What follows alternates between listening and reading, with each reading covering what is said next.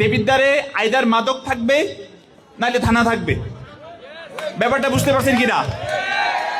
এই যে থানার মধ্যে 50 জন 60 জন 100 জন অফিসার ফোর্স আছে, সার্কেল সাহেব আছে, যদি মাদকই থাকে তাহলে আমার থাকার দাম কি? আপনারা এতক্ষণ বুঝে গিয়েছেন যে এটার উদ্দেশ্য কি। এত বক্তব্য দিলাম কিন্তু মাদক নির্মূল হইল না, তাহলে এই বক্তব্যের কোনো দাম আছে? আচ্ছা, আরেকটা প্রশ্নের অ্যান্সার দেন তো। এই যে আপনার বাড়িতে যেই ময়লা হয়, রান্না করার পরে ময়লা হয়, ঘর ঝাড়ু দেওয়ার পরে ময়লা হয়, সবজি কাটার পরে ময়লা হয়, এই ময়লাগুলো সিটি কর্পোরেশন তো না, এখানে পৌরসভার যিনি ময়লা নেয় সে কি আপনার ঘরের চিপা চাপা থেকে নেয় না আপনার একটা জায়গায় এনে রাখেন ওখান থেকে নেয়? নিশ্চয়ই একটা জায়গায় এনে রাখেন ওখান থেকে নেয়।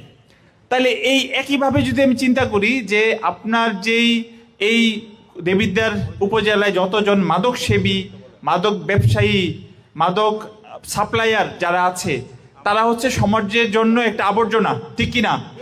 নাকি তারা ভালো না আবর্জনা? আবর্জনা কি পরিষ্কার করা দরকার আছে কিনা? এই পরিষ্কার কে করবে?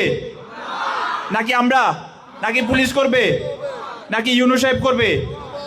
এখন আপনাদের কাছে আমার একটা দাবি, সেটা হচ্ছে এই যে ময়লাটা যেভাবে ঘরের বাইরে উঠানের কোনায় নিয়ে রাখেন, আমার সিটি কর্পোরেশনের যে ভাইটা গিয়ে নিয়ে আসে, আমরা চাই এই মাদক যারা নেয়, মাদক যারা ব্যবসা করে, মাদকের লাইন যারা চালায়, যারা মাদকের লাইন চালাইতে সহযোগিতা করে, তাদের তথ্যটা আমাদেরকে দিবেন, আর কিছু লাগবে না। পারবেন তো? নাকি আজকে বলা পর্যন্ত? পারবেন তো ইনশাল্লাহ? এখন তথ্য কিভাবে দিবেন? তথ্য দিবেন আমার অফিসার ইনচার্জের এবং আমার থানার সকলের যে বিট এরিয়াতে বিট অফিসার আছে, সকলের ফোন নাম্বার নিশ্চয়ই আপনাদের কাছে আছে। নাই? আমার নাম্বারটা তোমরা রাখতে চাও? খাতা কলম খুলো। আমি চাই যে আজকে থেকেই, এই যে আমার ব্যাচমেট ভাই ইউনু সাহেব অলরেডি বলে দিয়েছেন যে মাদকের বিরুদ্ধে জিরো টলারেন্স, তাহলে আমি চাই যে আজকে থেকেই এটা শুরু হয়ে যাক।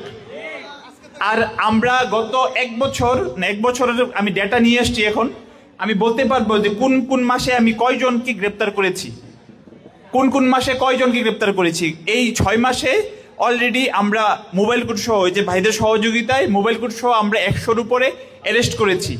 আসলে কি কোনো কাজ হলো? এখন তাইলে আসেন আমরা নতুনভাবে আগাই।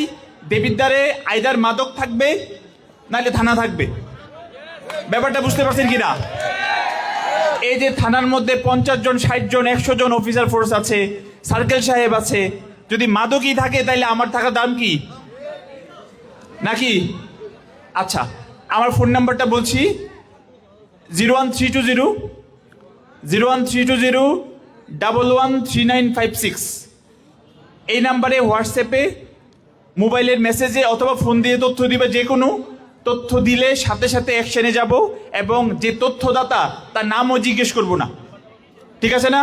01320 ওসি সাহেবের ফোন নাম্বারটা রাখেন। কত? 01320